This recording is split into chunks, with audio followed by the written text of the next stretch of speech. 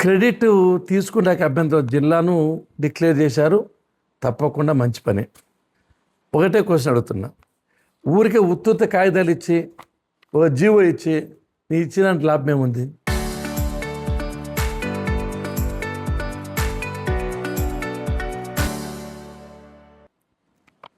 ఒక ఆర్డర్ ఇచ్చినావు ఏప్రిల్ 4, 2022 సంవత్సరంలో సత్యసాయి జిల్లాను జిల్లాగా ప్రకటించారు. ఊరికే కాగితాలు ఇస్తే ఏమి లాభం ఉంది? కనీసం 2 సంవత్సరాలు ఉన్నావు నువ్వు అధికారంలో. కనీసం ఒక సెంటు స్థలాన్ని ఏమన్నా గవర్నమెంట్ ఆఫీసులకు ప్రొక్యూర్ చేసావా? ఒక కాగితమైన పెట్టావా? 2 ఏళ్ళ లోపల నీ పార్టీ ఆఫీస్ కట్టుకునే దానికేమో స్థలం వస్తుంది. పార్టీ ఆఫీస్ ఏమో కట్టుకుంటే రాజభవనం కడతావు. మున్సిపల్ ఆఫీస్ జోలికి పోవు. పోనీ జిల్లా ఆఫీసులకు నాకు స్థలం కావాలా 40 ఎకరాలు 50 ఎకరాలు అని ఎందుకు ఒప్పించి, ఎందుకు అసైన్మెంట్ ల్యాండ్ నువ్వు జిల్లా కేంద్రానికి కేటాయించలేదు? బిల్డింగ్ అట్లా నువ్వు కట్టలేవు, నీ చేత కాదు, నీ తరము కాదు. బిల్డింగ్లు మీ చేత కాదు, మీకు ఆలోచన లేదు. లాభం వచ్చే పనులు తప్ప మిగతా పనులు మీరు చేయరు. నీకేం అర్హత ఉంది? ఊరికే కాగితం ఇచ్చి నా మొక్కను బారేసిపోతే, బట్ట కాల్చి మొక్క మీద వేసేసిపోతే కాగితం ఇచ్చావు, దానివల్ల ఉపయోగము? ఎన్నో ల్యాండ్ సేకరణ చేసో, ల్యాండ్ను అలాట్ చేసో, ఒక శంకుస్థాపన చేసి ఉంటే అవును మాట్లాడడానికి ఆస్కారం ఉంది. ఎవరైనా కాగితాలు ఇస్తారు, పని జరగాలి కదా. అదేవిధంగా చిత్రావతికి ఒక చెక్ డ్యామ్ ఇచ్చా. అది ఎంత మంచి కార్యక్రమం అందరికీ తెలుసు. ఆ చెక్ డ్యాము ప్లస్ చిత్రావతి పరిసరాలు అంతా బాగా నీట్గా చేశాం. 5 లక్షల రూపాయలు చిత్రావతి బ్యూటిఫికేషన్ పోయేటప్పుడు జీవో ఇచ్చిపోయినాం. 2 కోట్లు 5 కోట్లు 2 కోట్లు చిత్రావతి గ్రేడేష్కి ఇచ్చాం. 7 కోట్ల రూపాయలు ఈ చేతిలోకి ఇస్తే కాగితాలు ఇచ్చాము, జీవోలు ఉన్నాయి, పని చేసుకోకుండా కుంభకం నిద్రపోతే నీకేమక్కుంటుంది? ఒక కల్చరల్ సెంటర్కు 2 కోట్లు ఇచ్చాం, స్టేడియంకు 2 కోట్లు ఇచ్చాము, బిట్లో బొక్కపల్లి డిగ్రీ కాలేజీకి 2 కోట్లు ఇచ్చాం జీవో. ఏ ఒక్కటే నువ్వు కంటిన్యూ చేసావా? ఆ ఓడిసి అమడుగు నల్లమాడ ప్రాంతాల్లో 115 కోట్లతో సమగ్రమైన తాగునీటి ప్రాజెక్టు ఊరూరికి మధ్యలో పైప్ లైన్లకు ప్రిపరేషన్స్కి ఇస్తే దాన్ని నాశనం చేసి పెట్టావు.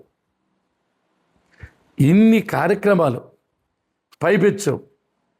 ఈఏపీ కింద లోకేష్ బాబుని అడిగి పంచాయతీరాజ్ శాఖ మంత్రిగా ఉన్నప్పుడైనా 50 రోడ్లకు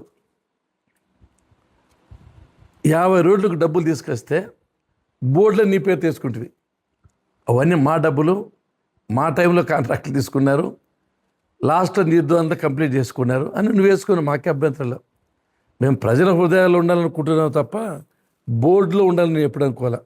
అట్లయితే బోర్డులకి స్థలాలు చాలవు నేను చేసిన కార్యక్రమాలకు.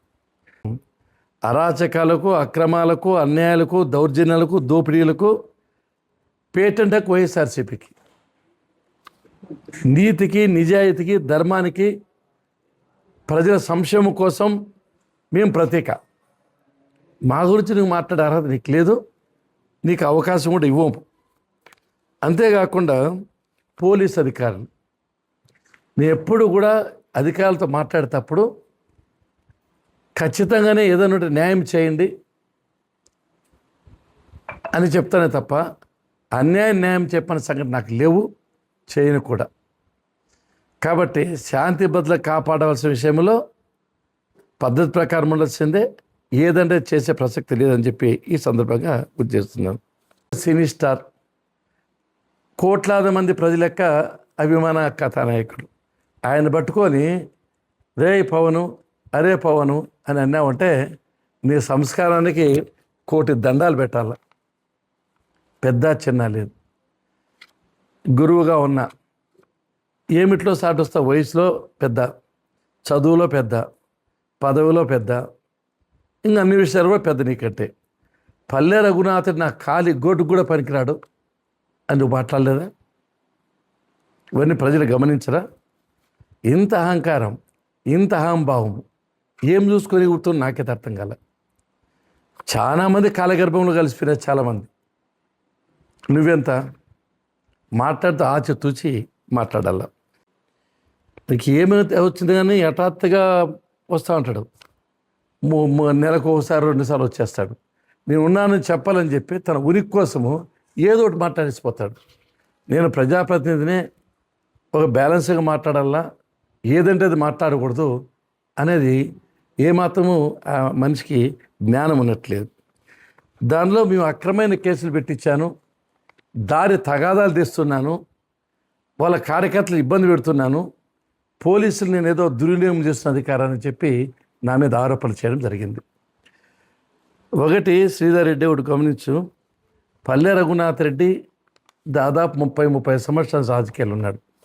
ఈ పక్కన తెలుగుదేశం పార్టీ తరఫున నేను నా కుటుంబం నాట్అవుట్గా ఉన్నాం, నాట్అవుట్ బ్యాట్స్మెన్లు. ఆ పక్కన బ్యాట్స్మెన్ అంతా మారుతూ ఉంటారు. మీరంతా 1 టైం ఎమ్మెల్యేలు. కారణం ఏమంటే అడ్డాదిడ్డంగా రాజకీయాలు చేస్తే ప్రజలు చాలా రోజులు రాజకీయాల్లో కొనసాగలేరు. అక్రమైన కేసులు అన్నప్పుడు నిజంగా బాధ అవుతుంది. సాధారణంగా అందరికీ తెలుసు పల్లె రఘునాథ్ రెడ్డి వివాదరహితుడు అనేది రాష్ట్రం అంతా తెలుసు, జోలికి పోడు అని. నా మీదనే 23 కేసులు పెడితే నువ్వే సత్యమ్మ టెంపుల్ దగ్గర అనేక రకమైన కేసులు పెట్టించావు. 2019, 2024 లోపల 23 కేసులు నా మీద పెట్టారంటే మీరు మనుషులా, మీకు మానవత్వం ఉందా, ఏమైనా ఆలోచన చేశారా? ఇప్పటికి దాదాపు 2 సంవత్సరాలు అవుతా ఉంది. నీ మీద ఒక సింగిల్ కేసులు పెట్టించానా? పోలీసులను దుర్వినియోగం చేసుకుంటా అంటున్నావే, నేనేగా దుర్వినియోగం చేసుకుంటా ఉంటే కన్నా నీ మీద ఇంతవరకు ఈ 2 నెలల కేసు లేదు. అదే నీ హయాంలో 5 ఏళ్ళలో కార్యకర్తలను తీసిపెట్టాయి. నా మీద నీకు చదువు చెప్పిన ప్రతిఫలంగా 23 కేసులు ఉన్నాయి వైఎస్ఆర్సీపీలు పెట్టినవి. అక్రమైన కేసులు నేను పెట్టిస్తానా, నువ్వు పెట్టిస్తావా? ఈ రాష్ట్రానికే ముఖ్యమంత్రి, ప్రపంచంలోనే ఒక అతి ముఖ్యమైన రాజకీయ నాయకుడు, రాజనీతిజ్ఞుడి పేరుగా చంద్రబాబు నాయుడును 53 రోజులు జైల్లో పెట్టించారే అకారణంగా. కొల్లు రవీంద్ర కాంచి అచ్చెన్నాయుడు వరకు ముఖ్యమైన నాయకులందరినీ చేయని తప్పుకో అందరినీ జైల్లో పెట్టించారే. వేలాది మంది, లక్షలాది మంది కార్యకర్తలు ఉసురు మీకు తగలలేదా? అది తగిలే కదా మీరు 11 సీట్లకు వచ్చేటది. అక్రమైన కేసులు పెట్టిస్తానా? దారులు చెప్తున్నా, అందరికీ తెలుగుదేశం పార్టీ అయినా, వైఎస్ఆర్సీపీ అయినా, బీజేపీ అయినా, కమ్యూనిస్టులకైనా ముందు ఉండే దారులు మూసేస్తే ఒప్పుకునే ప్రసక్తి లేదు. ప్రజలు చాలా ముఖ్యము. క్యాస్ట్ కాదు, క్రీడ్ కాదు, రాజకీయాలు కాదు ముఖ్యము. దారులన్నీ క్లోజ్ చేస్తా అంటే ఊరికే కూర్చుంటా అంటే నేను ఎందుకు, రాజకీయాలు ఎందుకు? కాబట్టి తప్పనిసరిగా న్యాయం చేసి తీరుతాం. అట్లాంటి అడ్డాదిడ్డం పోయేది, ఇష్టాసం మాట్లాడేది నాకు లేదు. అసలు ఒకటి, ఎన్నికలకు ముందు 50,000 ఓట్ల కంటే 1 ఓటు తక్కువ వచ్చినా నేను ఎమ్మెల్యేగా కొనసాగాను, రాజకీయాలు చేయనని చెప్పి ఉత్తర కుమార ప్రగల్భాలు పలకలేదా? అంటే ఎంత అహంభావము, ఎంత అహంకారము! ఇంతకంటే సజీవమైన ఎగ్జాంపుల్ ఎక్కడ ఉంటుంది?